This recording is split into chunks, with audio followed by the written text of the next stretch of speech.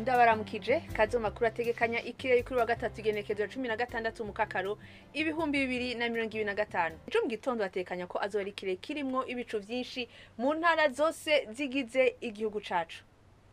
Ahazobakanye kurusha handi akazori mu ntara ya Gitega mu gice ca Gitega nyene aho ibipimo vyo kidogere Celsius 12.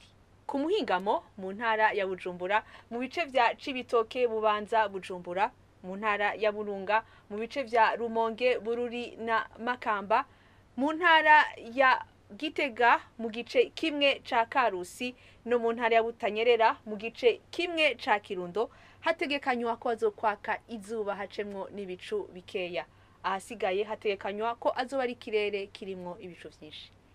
Ibipimo vy'ubushuhe biri hejuru kurusha handi bizokibonekeza mu ntara ya Bujumbura mu gice kimwe gusa ca Cibitoke aho ibipimo bizori kuri dogere Celsius 31.